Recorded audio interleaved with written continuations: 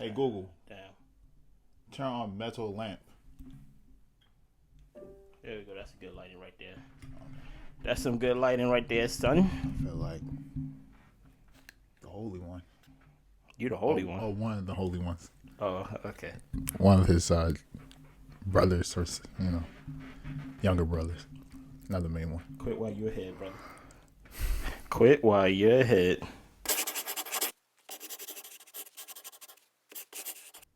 Welcome to the Mark Our Words podcast. What's good with you, Chin? No, yo. Hey. All right. Well, all right. Cool. No. Wait, we can keep going. No. Now you effed up, nigga. That's life. Yo, welcome back to the Mark Our Words podcast. I got it in. No, you're right. Go ahead. Keep going, bro.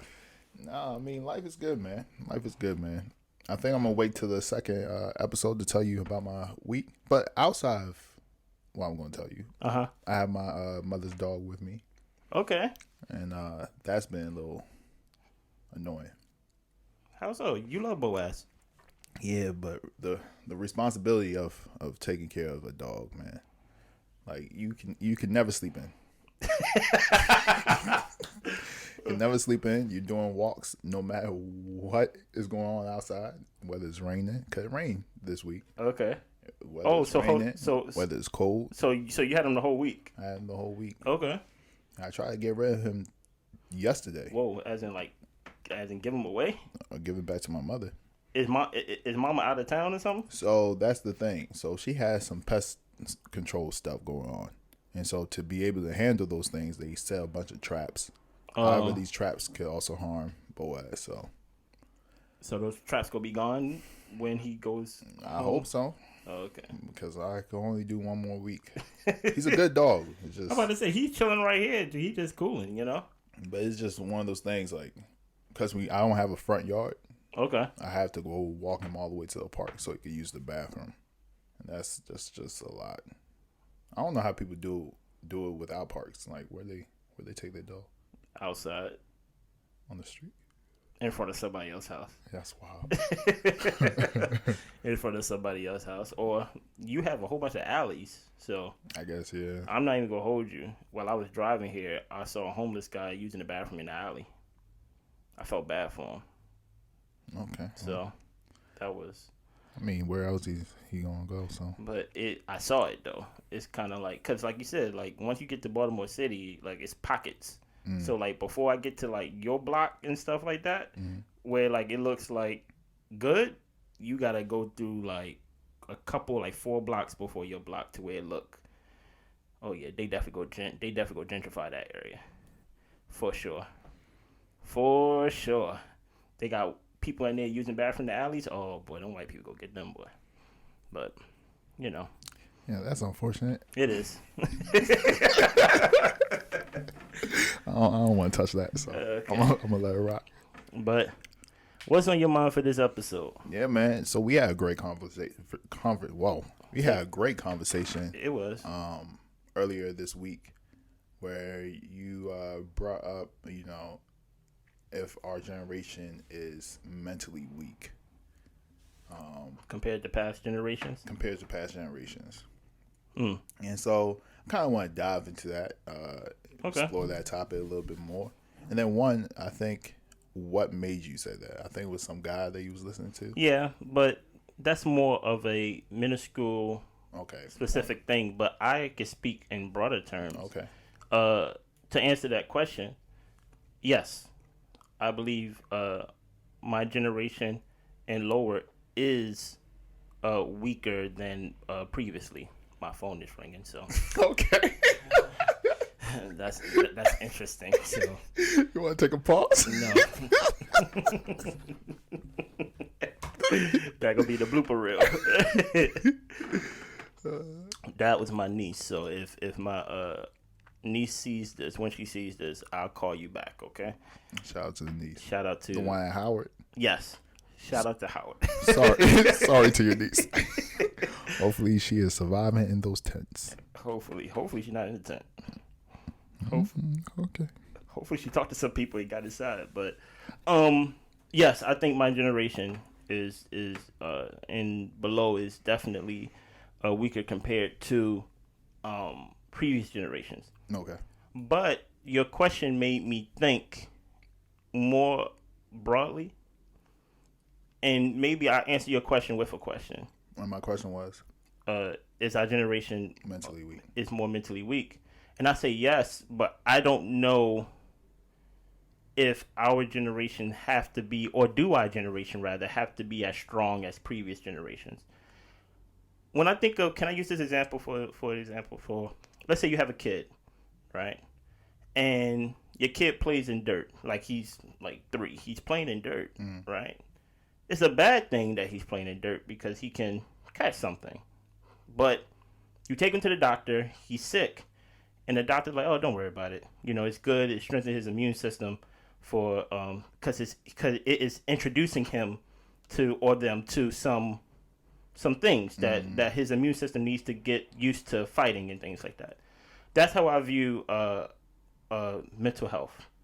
There are some things that are typically bad for you. You know, some poisons, some toxins that are bad for you, but if introduced at the wrong time in your life and not probably early on, it can potentially harm you. And that's what I feel like my generation and younger, we are trying to avoid some toxins. And granted, it is bad. It is some bad things that our generation that we seen before us went through. But I believe that at the end of the day, to in my example, it will strengthen our immune system. It will strengthen our mental health overall. Strengthen it in the sense of, oh, we are introduced to it.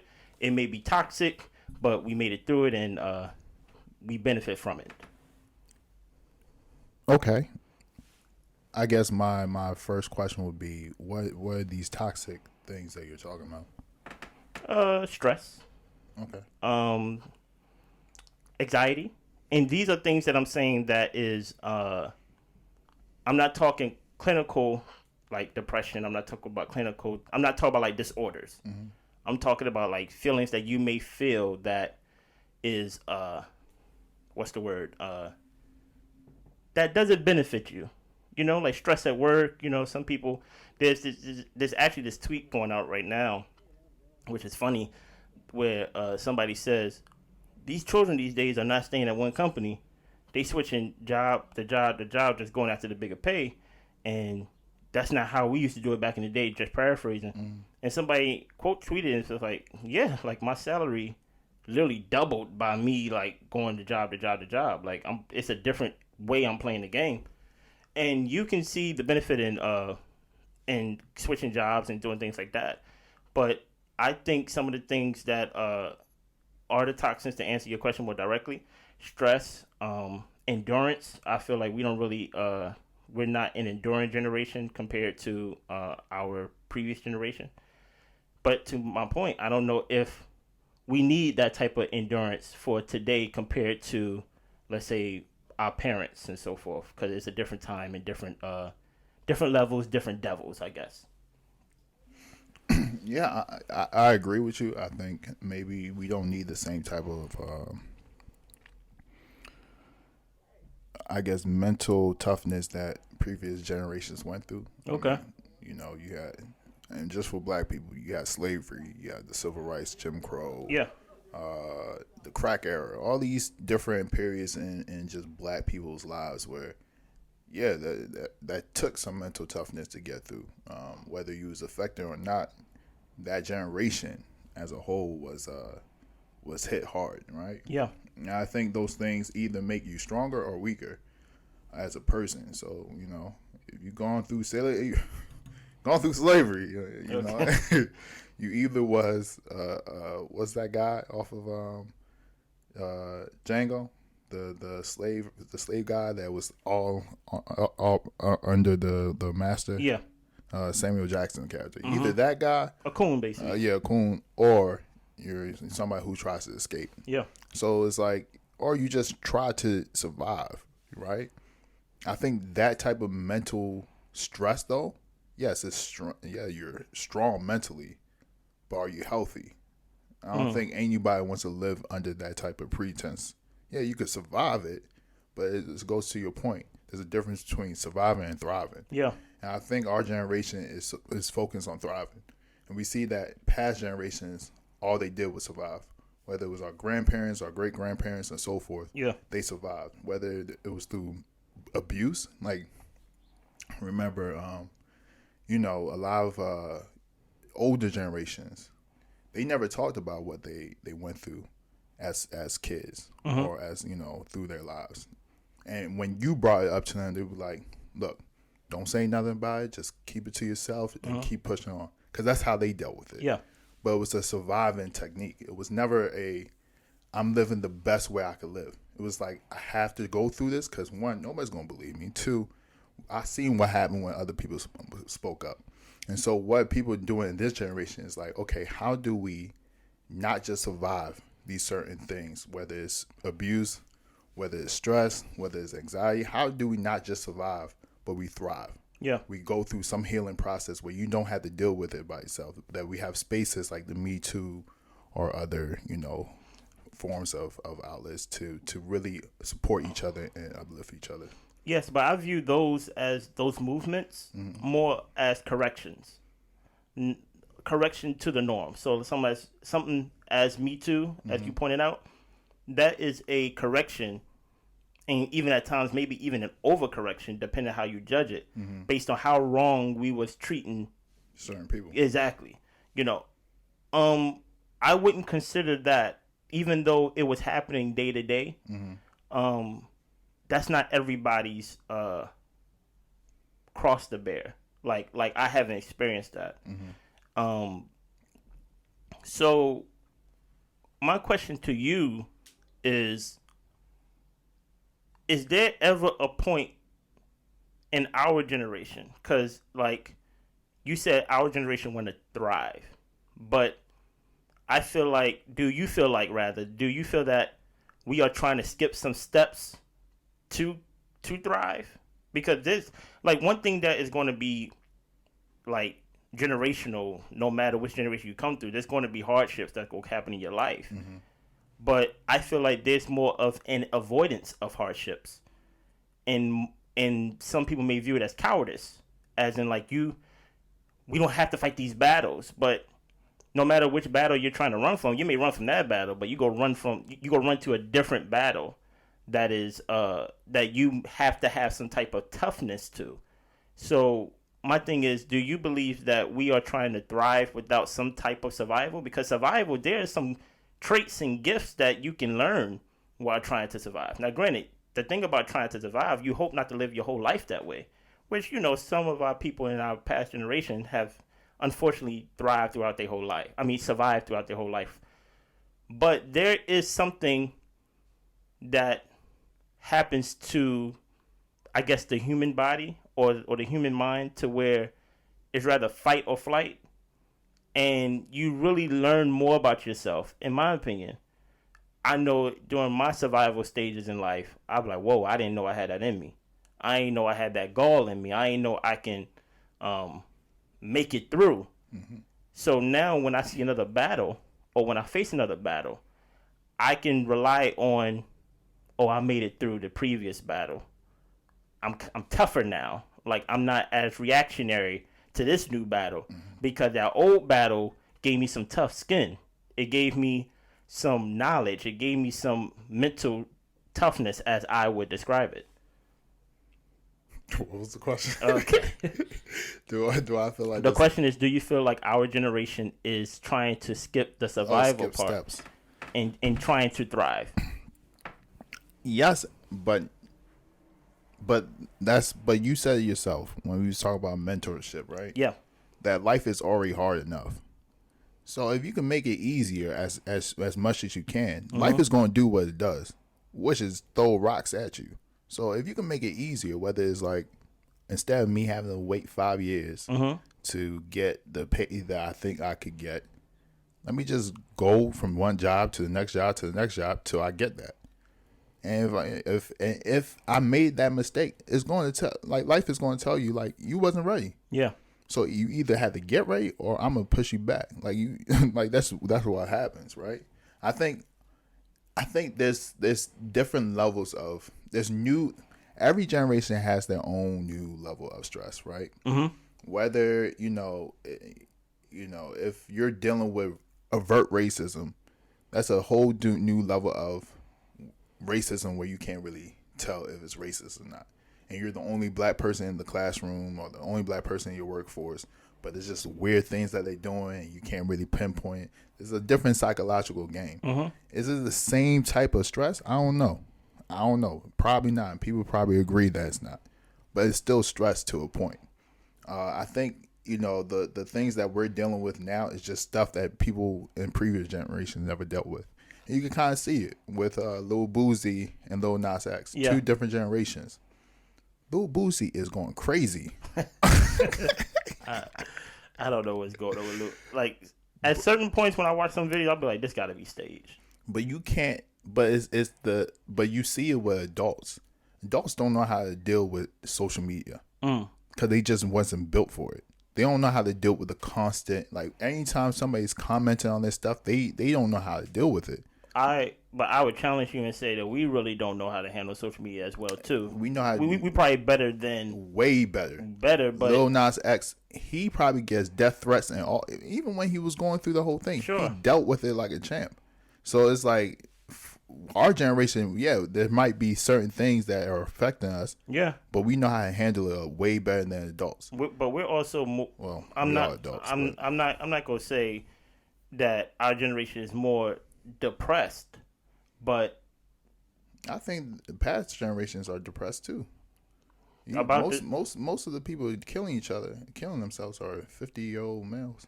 I get that, but I think it's because the older generation don't really understand social media. I don't think they understand how social media, even me, honestly, I kind of don't understand as well, how social media can be the source of depression. At least to back then, they could be like, hey, I'm working these jobs. I'm doing, to them, real things that's causing stress on my life. To where, think of it as cyberbullying. I hear so many adults say, yo, just log off. Like, just don't read the comments or don't get online. But it's kind of hard to say that to a generation who grew up online. So there's a lack of, I'm not going to say respect, but there's some type of ignorance on the older generation of how cyberbullying, I didn't know, like 5 years ago, cyberbullying was a huge thing to where it was like actual, like leading stories on the news, like so-and-so killed himself because they was being bullied online.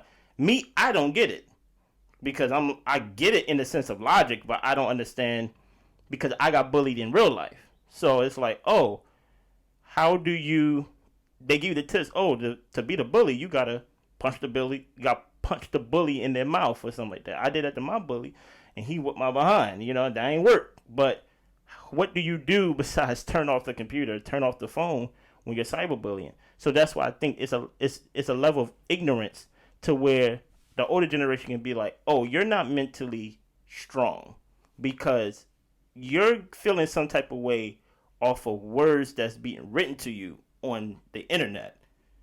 Like, I've been called the N-word by white people. I have to worry about being lynched.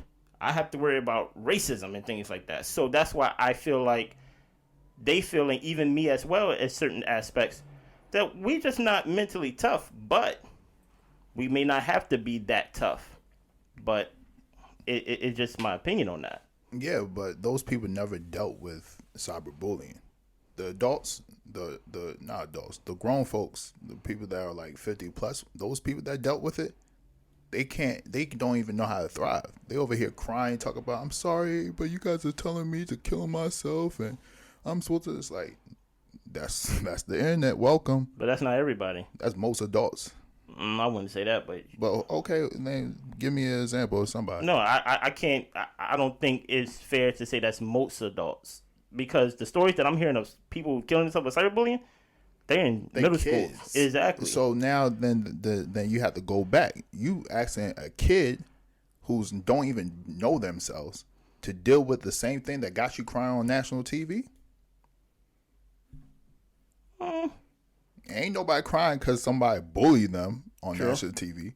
You crying because somebody said to kill yourself. Now you want the kid, middle schooler, an elementary kid, a high schooler who got no friends, to go and to deal with the same thing that you was dealing with as a grown adult, And 50 years old, with true. kids, and you got your own kids. You got a wife or you got a husband. You doing big things, but you crying on national TV talking about, man, why y'all doing that? And you see it with all these celebrities. Everybody's crying like, I don't know. I'm so sorry. I didn't know it was racist. I hate using celebrities as an example. Okay, who we going to use? Because celebrities, some of them, as far as I know, are entitled. Okay. So they just off the wagon, off top. I'm talking about the everyday guy, the person that we see every day. And I don't want to stick to that example, but that is true. To where, you know what? It's not fair to ask someone who is 51 to go through the same thing. Someone who is a child to go through the same thing as an adult does. But to my point, just to get off of cyberbullying in itself, if that's the case, how do we build up mental strength? Is mental strength a real thing then? I don't think so. I think it is. Because I think if there's such thing as physical strength, there has to be such thing as mental strength. And the way that I would level, and it may not be healthy, but the best way that I can attest to mental strength is endurance. Can you be too strong physically? Yeah. To a point where it's unhealthy, right? Yeah. Okay. Then I wouldn't say that you should focus on being as mentally strong as possible. So what's the middle ground? I would say try to be mentally healthy, whatever that means. If that means, but you have to give at least give me some type of outlook of what do you mean when you say be mentally healthy. If that means cutting people off, some people say, "Oh, you're not mentally strong." Well, if you don't have to deal with these people, cut them off. And that means removing yourself in certain situations.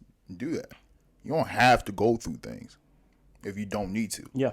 And so I would say whatever keeps your mind at peace, and whatever you're doing on a day-to-day basis to keep that mind at peace, continue doing that or start doing that.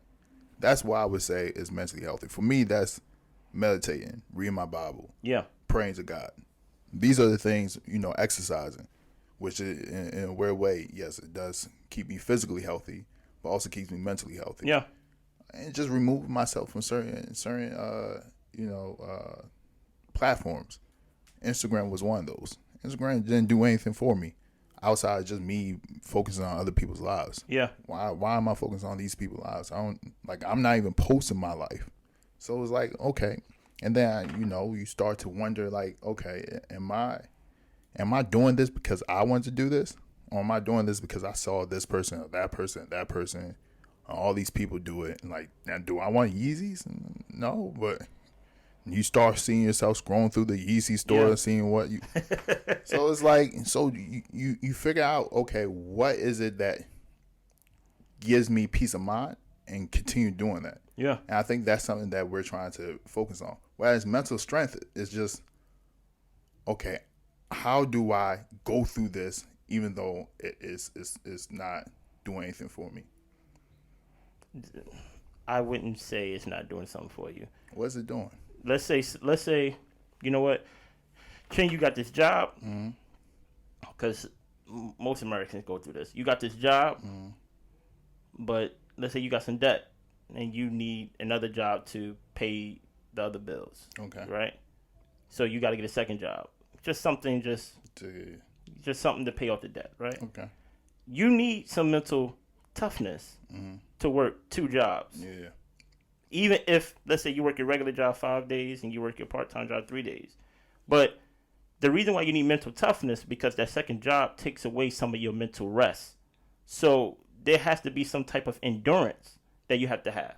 And that's why I say, to just say flat out that it won't benefit you. There's literally things that people have to do that will benefit them, but it comes at a cost. So it's just that simple example that the common man can attest to. Working two jobs, going to school and working. Some people have the privilege of they can just focus on school, But some people got to go to school and go to work, and you got to have mental toughness to be like, okay, my mental rest is going to be in the balance for this period of time. I need to have some enduring power. And something to your point, you gave many examples of things that you do to strengthen your body physically, even to strengthen your mind mentally, right? Is there anything that, and rather, you gave an example of one thing that was affecting you mentally, that you was contributing to, and that was Instagram. And that's kind of my point right there too. We just can't talk about mental health or talk about how strong people are mentally and just skim over the fact that some of the mental weaknesses that we have, we play a major part in that. It's not just things just happening to us. It's things that we contribute to.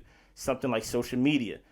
A lot of us is on social media, and a lot of us is depressed. I don't know why. And I'm not talking, like I said, I'm not talking about depression disorder. I'm not talking about anything that you need to be medicated for, something that's like, an illness, but something that you're doing to attribute to that. And I don't think a lot of people are talking about it from that angle of how you say, hey, the same way as you say you have to cut some people off, that's you contributing in some way to your mental weakness. So to me, I'm like, hey, the same way as you can be strong, you can be weak. But the same way as you cannot go to the gym, the same way as you cannot meditate or in your case, read your Bible and things like that, you're physically and at times mentally attributing to your physical and mental weakness. So that's why I believe there's a such thing as mental strength and mental weakness, because there's things that we do to tip the scale one way or the other. Yeah, I mean, but it's just health. It's not weakness or strength. It's just like, are you healthy? But people don't view it as health, though. What do you mean? Like, even I have a problem, or I was ignorant rather, to where like mental health and mental illness is two different things. So once I got that knowledge, I'm like, oh, okay. Like, there's things that I do that is mentally unhealthy. Mm-hmm. And I will be not honest. I'll be lying if I come out and say, oh, doing this attributed to my mental health of why I need to take a break from. But I'm like, I am the main character in my life. Mm-hmm. If there's something to your point that I can remove myself from, I have to take that responsibility of being like, hey, I'm not doing that, or I'm cutting that off, or I'm cutting that people off. Mm-hmm. But it's kind of, I feel like we live in a generation now that want to have their cake and eat it too. To where it's like, oh, you're supposed to treat me right and things like that, and you're supposed to act this way, or it's supposed to be this way. I don't want to work this long. I don't want to put in this hours. I don't want to do this. And as a company, y'all doing something wrong. Mm-hmm. But life don't yield to just one person. You know what I mean? Like, life is very complex, and it can show itself in different forms and different shapes and things like that, to where it's never going to be a straight line to where it's like, oh, it's supposed to be this way. It have to be this way. You have to, at certain times, thrive. At certain times, survive. Mm-hmm. At certain times, lay low. At certain times, like, you have to be as complex as life is. It just can't be one way. And that's what I meant by having a cake and eat it too. Like, it's just not going to be your way. I don't think anybody's saying that it has to be one way. Okay. I think it goes back to how you said about your mentee, that life is going to do that for you. Yeah. So if I could remove things from my life, and I understand maybe this is the other part to what you mean when people want their cake and eat it too. And when people want to say, oh, I'm trying to be mentally healthy, but their form of, or they saying, oh, I'm doing things to be mentally healthy, right? I'm removing myself. I'm cutting these people off. Yeah. But that includes the people that love them as well. Or, outside that, they still on Instagram looking at everybody's stuff and low-key being envious of them. But some of these people who are cutting people off are not victims. Like, they are the toxic one. Like, even if they're not, but to your point, some of these people are acting like they're the ones that are being, victimized. Yeah. Or, they still dealing with people that hurt them on occasion, or they're just wasting time watching Netflix or YouTube or whatever it is. Or they not exercising, or they not, taking time for themselves, or they not removing themselves from their phones, which have shown to be detrimental to people's, mental focus. Yeah. And so you have these people who say that they're all for mental health, but they don't really take the steps to really become more healthy. However, this whole thing about mental strength, which is why I'm a little against it, because even for me physically, my whole thing is I want to be strong, but to a certain point, because then there's diminishing returns after that strength. And the way I do it is in a controlled environment. I don't just go outside and start picking fights with people and be like, okay, this day I'm going to fight 3-4 people and hope something, or go to like a third world country where they're war torn and, people are fighting outside and say, if I survive for 2-3 years, I'm going to come back strong. I don't do that. I go to the gym. And I say, I'm going to lift a certain amount of weight. I'm not going to be out here trying to lift 510 pounds a squat. Like, that's not what I'm going to do, because I seen what happens to those people. Those people go and get back surgeries. Not all of them. Okay.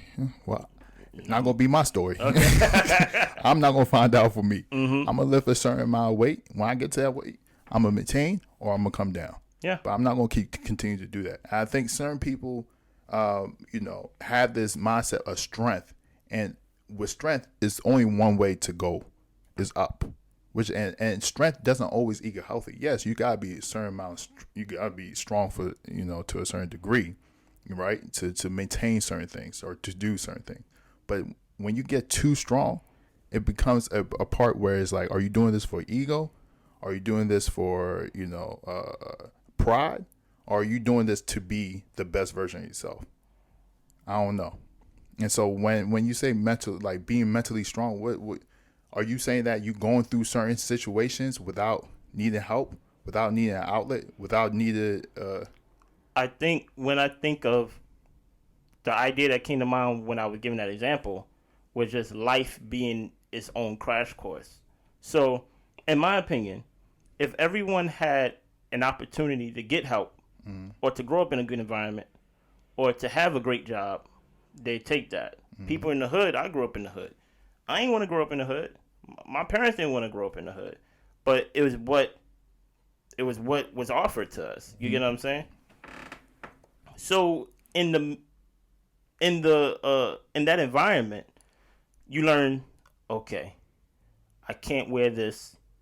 I got to talk this way, and I have to survive, right? Who to say who I would have been if I wasn't in that environment? Now, because I grew up in that environment, what that is it taught me survival. It taught me street smarts. So now when I'm not in that environment no more, I can recognize things that, the person who didn't grow up in that environment can. That's just one example. I'm not out here seeking, like the same way as like you go to the gym and you're seeking to be strong. I don't think at the moment when we go through things that we view it as, oh, I'm going through this and I'm going to come out mentally strong.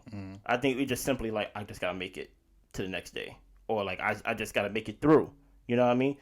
And because it's survival, it's like, oh, you have to have some type of, and I think that's where I come with the word toughness come from. You're not consciously thinking, I'm getting tough. You just constantly thinking like, if that person that's at the end of your block keep fighting you every time you go to that street, right? And you run away. The first couple times you run away because you don't want to fight, right? But back in the day, this wasn't my example, thank God. But you heard those stories to where the parent be like, you ran away? No. I'm taking you back and you got to fight that person. Because for that environment, it was, I don't want to say accepted, but it was normalized. And because it was normalized, it's kind of hard and kind of not totally complete analysis from me being on the outside who's not in that environment to judge people who have to do that on that environment. Now, in the meantime of them going through that, they develop some mental toughness. That's how I view it. To your point, you said you're not going outside to look for a fight and things like that because that's not your environment. You know what I mean? You don't have to fight if you go outside. Now, you go fight to defend yourself. That's what every person should do and probably will do. But you're not looking out to prove yourself to be a tough guy. And that's just one example. That's why I think when I think of mental strength and mental toughness, that's why I think like it's apples and oranges. You go to the gym to physically get strong. Like that's a conscious thing that you're doing. Healthy, but okay. Or to get healthy, right? And in the meantime, you may get strong, right? I don't think when it comes to your mental, it's as that of a conscious decision than what you're doing physically in all aspects. I think with certain things like, I got to cut these people off. I have to get off of social media. I have to stop being on my phone as much, be more present in, But in the other aspects of life, what life throws at you, I don't think it's as conscious decision as, this is going to, this is my gym right here. I don't think a lot of people think that way. I think a lot of people think, this is what I'm going through. I got to survive. I got to make it out. And then the reward you get from that, of getting out, is some mental toughness. At least that's how I view it. But not everybody gets out. And that's the thing about life. It's survival of the fittest. And that's the sad part about it. That some people have to lose their life or lose their and granted and when I say lose your life, I'm not only talking about death. I thought you right? No. I'm not talking about death. I'm talking about that homeless guy who was peeing outside. Like he lost. Okay, Chad. You need to grow up. Okay, you really need to grow up. So he lost. If he had to choose, I'm sure he would have wanted to use the bathroom in the toilet. You get what I'm saying? But he didn't want. But that wasn't his. Okay. I don't know. I'm sorry. All right. But my thing is, as sad as they may sound, life doesn't give us that option that everyone's going to survive. It's literally and I think. Let me say this though. Go ahead. I think our generation is saying, okay, well, how do we make it so everybody does survive? And I think life is saying everybody's not going to survive. Well, how you wait? You have a most recent situation right here, right? Okay. I don't know if you heard about it, but there was a Travis Scott concert, right? To where a lot of people bum rushed the concert. There was over 50,000 people there, and people don't go to concert to die. R.I.P. to everyone who was injured, and prayers to the families who was affected by this. But as sad as that is, it's like, when you have that much people in a place and uncontrolled by management or whatever it is, security, whatever it is, right? Everybody is at a risk. Even if, let's say, everyone who went there survived, that doesn't take away that much people in that uncontrolled environment was at a risk. And whenever there's a risk, there's a consequence. And that's what life is. And I'm not talking specifically to that situation. But there has to be some reality to where it's like, okay, how can everyone survive? Everyone's not gonna survive life. A lot of people come from suburban households and things like that, and they find themselves in a situation to where it's like they had a head start on some people that don't come from that environment, and they not thriving. They trying to survive. So that's why I'm like, everyone is not gonna make it, and that's where I think my statement, you gotta have your cake and eat it too, come from. And I may be wrong, but it's my feelings. I mean, that's the reality, but that's not changing the fact that what our generation and even generations after us are going to try to do. I mean, every generation does this, right? That's true. So you try to make the rate of survival higher with every generation that passes. Yeah. And so what we're trying to do is things that people dealt with by themselves, where it was only just survival of the fittest. We're saying, okay, how do we make it so more people survive, not just the fittest? Yeah. And so if you need an outlet, if you need an escape route, if you need somebody to walk your hand while you're going to pass your bully, mentally, of course. Yeah. Or sometimes physically.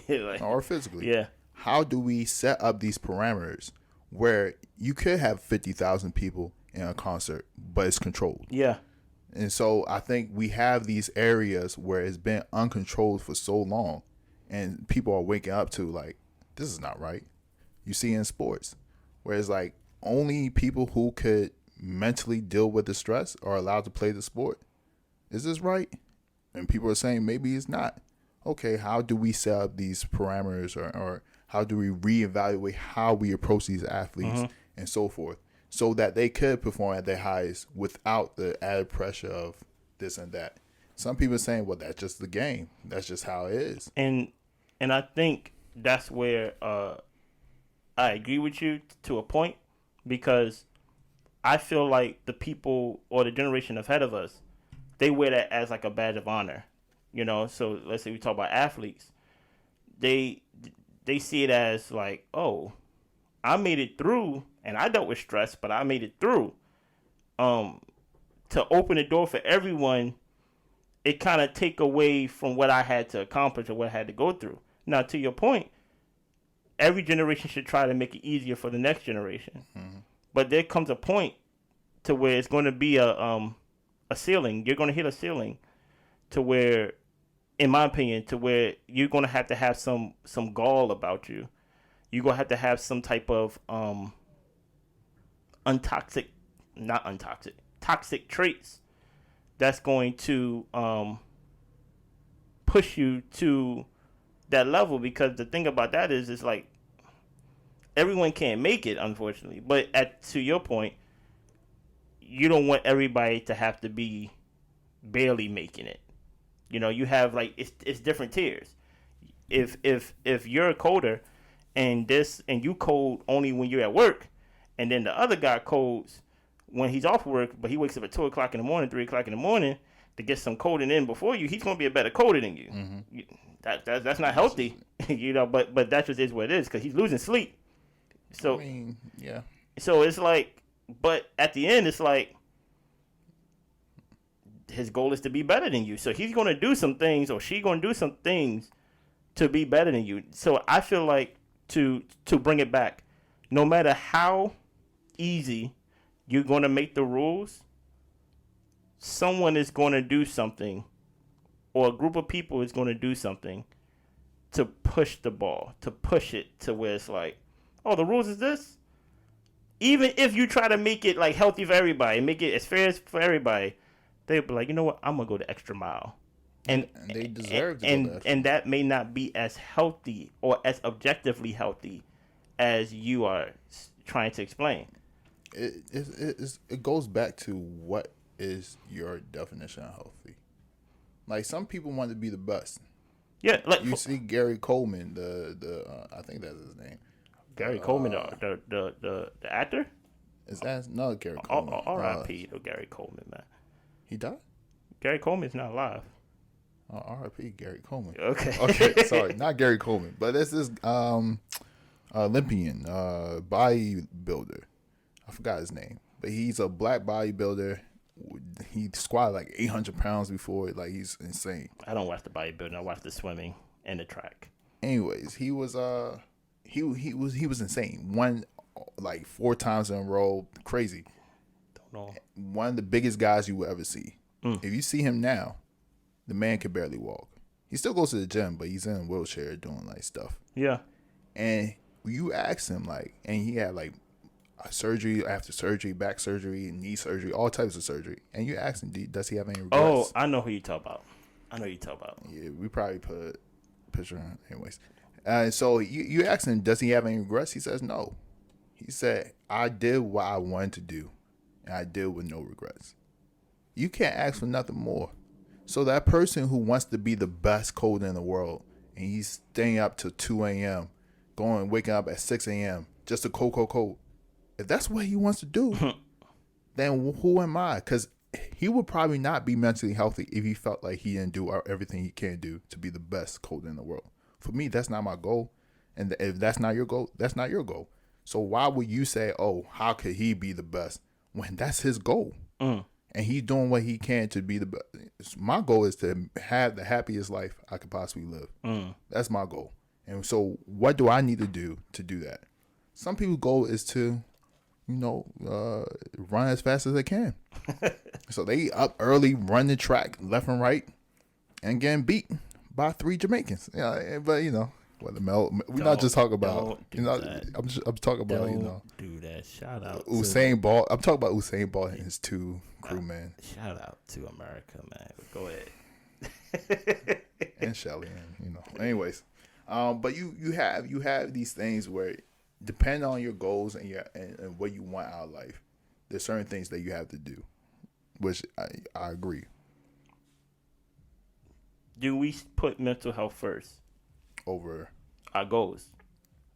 Like, do mental health, like, in your goals, you was privileged enough to be introduced to mental health slightly before it became the norm. Mm-hmm. So you kind of understand the importance of it. We still kind of stumbling our way through it in some factors. When it comes to goals, do you think people acknowledge mental health while they setting their goals?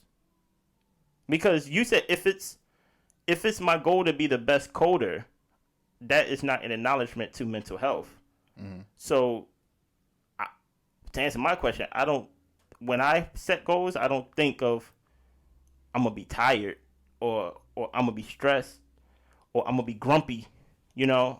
I don't think that far ahead more than, I'm gonna wake up in the morning to do this. I'm gonna set this goal. I'm gonna go to the gym every day.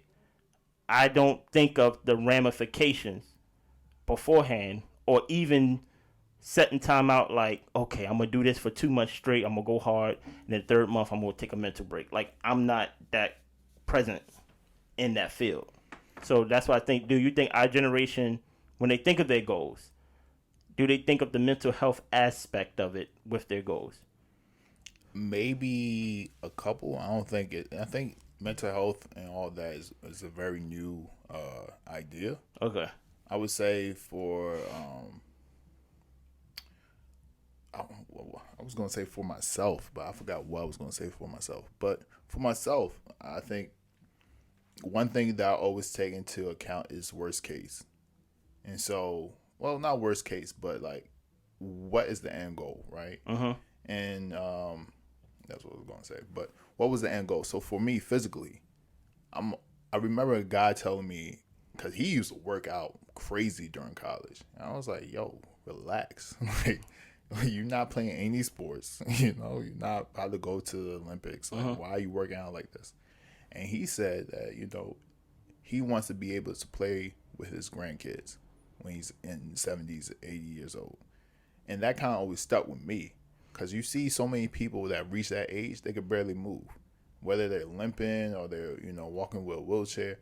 And I was like, you know what? I wanted to do whatever I needed to do to be able to physically walk around and play with my grandkids at that age. Uh-huh. And so that's kind of how I looked at physical health. Mentally, same thing kind of happened, and this is kind of recent. I was listening to a Jordan Peterson video. Shout out to Jordan Peterson. And he got some good stuff. I'm always on the fence with him. But yeah, he said that he was saying that what you want to do is prepare yourself for the worst case scenario. Like, you're not being the best adult if, let's say, your parent, let's not even go down. He said that you're in debt, you don't have a place to stay, or your parent, or you're financially not well, physically you're not well, mentally you're not well, and then say something catastrophic happens, like both of your parents pass away, or both of your kids pass away. You need to be able to be well in all other aspects, so when this part happens, that you are a rock for other people. If you're the person that people need to deal with, instead of the person that helps people deal, then you're not the best adult that you can be, especially when these situations happens in life. And so that's kind of what been playing in my mind recently. It's like, am I in the best situation I could possibly be in if something bad were to happen today or tomorrow? That's true. Shout out to the Catholic Church ringing the bell. Is that the Catholic Church? I don't know if it's the Catholic Church. I mean, this your street. Yeah, I don't know. I mean, I think it might be Romanian. I don't know. They're Catholics. Shout out to is Romanian kind of Catholic? It does it they comes sound from Catholic. Romania, Rome. I don't know, but they're different places. But Rome is in Italy. I guess my idea is me. Honestly, I don't think of mental health until I'm already in hell. You know, and not hell literally, but like you're in a bad place. Exactly, and by then it's too late. Yeah. But I think that's most people. I don't think people. But that's people with health. Period. So health, like in like physical, people, you know, people don't take their health serious until they get their leg chopped off. So it's like I'm already like, you don't want to already be depressed, trying to deal with depression. Yeah. Because it's going to be hell. So that's how I view mental health in that factor. For me personally, I kind of really don't know how to prepare for it or even know how to acknowledge it until it's already like upon me. It's like, oh, I may feel. The only time I actually took time out to actually care about my mental health is when something drastic. So my father passed, and I was like, let me go talk to a therapist, because I was like, I don't feel depressed, but people kind of project things on you. Yeah. You know what I mean? And people be like, you just go be in your kitchen and be like Florida Evans, damn. Like I'm like, that's not my character, but at the same time, I don't want to scare myself. You look in the mirror, then also you break the mirror. So that's why I'm like, let me go just make sure like I'm not going to like just flip out and turn to a different person. So I went there, and I guess I was labeled as functionally depressed. Okay. But I could have tied it to something. So that's why I'm like, oh, this would make me sad. Yeah. You know, when a man's money is funny, he don't find nothing happy about life. You know what I mean? So it's those type of things that's like, oh, you have to stay hopeful and be like, okay, I'm grateful I'm not on antidepressants. Yeah. You know, shout out to anybody who has to take that. Please take your medicine. But mine have a cause and an effect. It's not a chemical imbalance that's going on. So I don't know. Like, do I respect mental health? Yes. I guess. I wish I had a better starting point than I have in my current life. But I'll be lying to say that I am not grateful for the person I turned out to be. Like, things don't bother me, and I'm not as entitled as people that's not from my environment. And, you know, I guess to me, that's my way of holding myself, putting some type of putting some elitist hierarchy to like me, like, oh, I'm tough, I'm street smart, I'm from the ghetto, I'm from the hood, I can recognize this, I'm very discerning and things like that. Things that I had to be to live every day. Now I'm using it to describe myself as this is who I am and this is how I thrive. You know, so I don't know. Like, this mental health thing is all, I ain't gonna lie, it's weird to me. It's strange to me. Therapy, the funny thing about mental health, the least strange thing about mental health is therapy. like everybody making a big deal about therapy in the sense of, I know a lot of people out there champion therapy, saying go to therapy, but y'all not going to therapy. Go to therapy, y'all. Yeah, so like my guy over here, you know. I went to therapy. I'm going back. Like, but my thing is, trust me, the least weird thing about mental health is actually talking to somebody about it. So everything else to me is still kind of weird. Interesting. Like everything, like even like, not to point nobody out because I am still a fan, Naomi Osaka, like that's weird to me. Shout out to Naomi Osaka. Come back. I like watching you play tennis, but or not. Oh, matter of fact, your choice, your body, your choice. You know. Why do you use that phrase? No, because it's her body. It's her. She used her body to play tennis. Okay. I'll just say, but to me, that's weird. Okay. Because I'm like, what's 10 minutes? Is it 10 minutes? Oh, you talking about the press? Yeah. Oh, okay. Answer those questions. Get that bag. Go home. But I'm from a different environment. You know what I mean? To where it's like, we ain't gonna let these questions and these people stop us from getting the bag. So, I don't know. Mental health is still weird to me. Is it weird to you? Or I'm actually looking to you to teach me some things about mental health. Oh, I can't teach you. Oh, man. Whoa. No, I can't teach you. I think you got a pretty good handle on your own mental well-being. You got the therapist turtleneck on, so I'm like, oh, you definitely can teach me some things about mental health. Let me tell you, man. I stopped going to the gym for 1 week. Yeah, I just slimmed all the way down. So I might have to go back. I don't know. But yeah, no, I can't say I can't teach anybody. I think we're all trying to learn. Yeah. It all goes back to us watching our previous generations, how they ended up, right? And nobody really looks happy, and that's what scares, I think, a lot of us now. Like, nobody really looks happy. Like, we seen, and yes, there was tough, but it's like, y'all was alcoholics, y'all were abusers, y'all got divorced, y'all was suffering through marriages, y'all. It's like, y'all didn't really live good lives. So, yes, y'all were tough. But then when we really dissect and really look at your life, it's like, do y'all live a great life? And do I want that for myself? And so I think a lot of us are like, okay, we need to really, like, for example, Simone Biles, coach, apparently coached another girl that told her to continue go through with the twisties and whatever. Yeah, even though she had the twisties, and so she hurt herself. And I think it was kind of like weird. And then she went again, even though she hurt herself. The coach was like, "You gotta keep going. This is for America."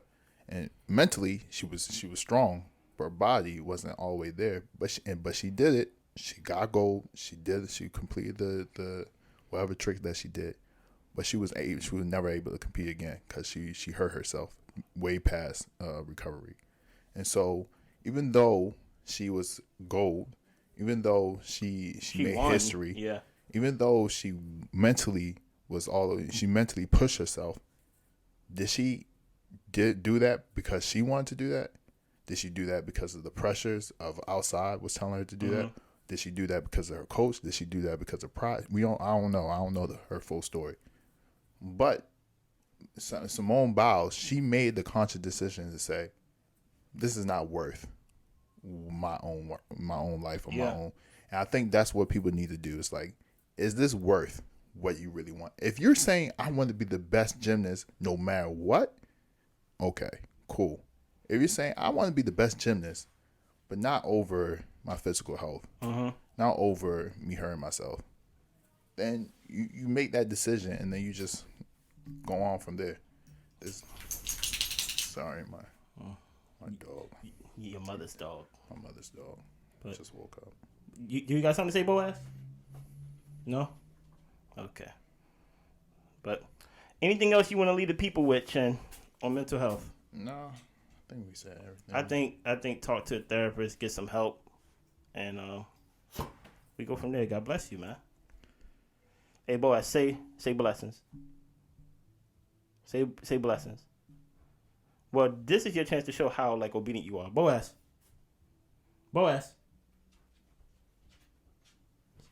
Sit. Good dog. Paw. Hey, look at my man. Down. Good dog. My man. Blessings.